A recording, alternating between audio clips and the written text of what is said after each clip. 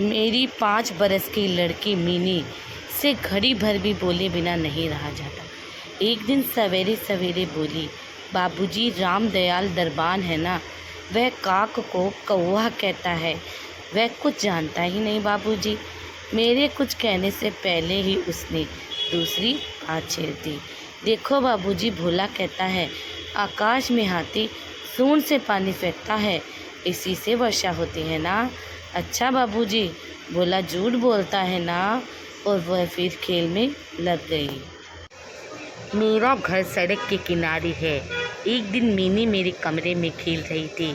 अचानक वह खेल छोड़कर खिड़की के पास दौड़ी और बड़ी जोर से चिल्लाने लगी, काबुली वाले, ओ काबुली वाले।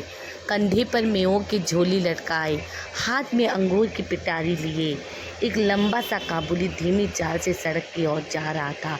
जैसे ही वह मकान की ओर आने लगा, मीनी जान लेकर भीतर भाग गई। उसे डर लग रहा था कि वह उसे पकड़कर ना ले जाए। उसके मन में यह बात बैठ गई कि काबुली वाले की झोली के अंदर तलाश करने पर उस जैसे और 2-4 बच्चे भी मिल सकते हैं। काबुली ने मुस्कुराते हुए मुझे सलाम किया। मैंने मीनी के मन से डर को दूर करने के लिए उसे अपने पास बुलाया। काबुली ने झोली से किशमिश और बादाम निकालकर मीनी को देना चाहा, पर उसने कुछ भी नहीं लिया। डरकर वह मेरे घुटनों से चिपट गई।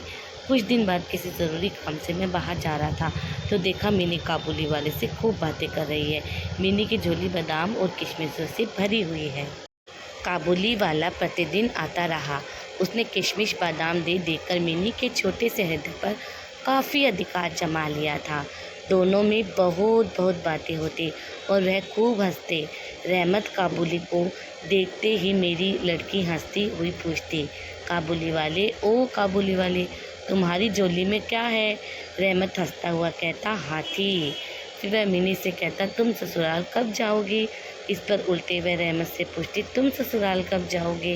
रहमत अपना मोटा दूसरा तान कर कहता, अब ससुर तो मारेगा। इस पर मीनी खूब हंसती। एक दिन सवेरे मैं अपने कमरे में बैठा हुआ कुछ काम कर रहा था। ठीक उसी समय सड़क पर बड़ी जोर का शोर सुनाई दिया। देखा तो रहमत को 2 सिपाही बांधे लिए जा रहे हैं।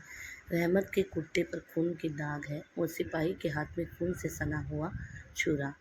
हुआ यूं कि हमारे पड़ोस में रहने वाले एक आदमी अहमद से चादर खरीदी। उसने कुछ रुपए उस पर बाकी थे जिन्हें देने से वह इनकार कर रहा था। बस इसी में दोनों की बात बढ़ गई और काबुली वाली ने उसे छुरा मार दिया। इतने में काबुली वाली कहते हुए मीनी घर से निकल आई।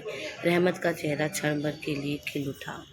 मीनी ने आते ही पूछा, तुम ससुराल जाओगे? रहमत ने हंसकर कहा, हाँ, वही तो जा रहा हूँ। छुरा चलाने के अपराध में रहमत को कई साल की सज़ा हो गई। काबुली का ख्याल धीरे धीरे मेरे मन से बिल्कुल उतर गया और मैंने भी उसे भूल गई। कई साल बीत गए। आज मैंने की विवाह है। मैं अपने कमरे में बैठा हुआ खर्च का हिसाब लिख रहा था। इतने में रहमत सलाम करके एक और खड़ा हो गया। पहले तो मैं उसे पहचान ही नहीं सका। अंत में उसकी ओर ध्यान देकर पहचाना। अरे, यह तो रहमत है। मैंने पूछा, क्यों रहमत, कब आए? कल ही शाम को जेल से छूटा हूँ, उसने बताया। मैंने कहा, आज घर में एक ज़रूरी काम भी है, फिर कभी आना। वह उदास होकर जाने लगा। दरवाजे के पास रुककर बोला, ज़रा बच्ची को नहीं देख सकता? शायद उसे यही विश्वास था कि मैंने अब भी वैसी ही बच्ची है। मैंने कहा, बहुत काम है आज, उससे मिलना संभव नहीं। और मैं निकल गया। मैं सोच ही रहा था कि उसे वापस बुलाऊं। इतने में वह स्वयं ही लौट आया और बोला, यह थोड़ा सा मेवा बच्ची के लिए लाया था, दे दीजिएगा। मैंने पैसे देने चाहे पर उसने कहा, नहीं, आपकी बहुत मेहरबानी है बाबू साहेब, पैसे रहने दीजिए। फिर ठहर कर बोला, आपकी जैसी मेरी भी एक बेटी है। मैं उसकी याद करके आपकी बच्ची के लिए थोड़ा सा मेवा ले आया करता हूँ। मैं यहाँ सौदा बेचने नहीं आता साहिब। उसने कुर्ते की जेब में हाथ डालकर एक मेला कुचेला मुड़ा हुआ कागज का टुकड़ा निकाला और बड़े जतन से उसके चारों तरफ खोलकर दोनों हाथों से फैलाकर मेरी मेज पर रख दिया। देखा कि कागज के उस टुकड़े पर एक नन्हे से हाथों के छोटे से पंजे की छाप है। हाथ में थोड़ी सी कालिक लगाकर कागज पर उसी की छाप ले गई थी। अपनी बेटी इस याद को छाती से लगाकर रहमत हर साल कलकत्ते की गली कूचों में सौदा बेचने के लिए आता है। देखकर मेरी आंखें भर आई। सब कुछ भूलकर मैंने उसी समय मीनी को बाहर बुलाया। विवाह की पूरी पोशाक गहने पहने मीनी शर्म से सिकड़ी मेरे पास आकर खड़ी हो गई। उसे देखकर काबुली पहले तो सकपका रख गया। सबसे पहले जैसी बातचीत न करते बना। बाद में वह हंसते हुए बोला, लल्ली सास के घर जा रही है क्या?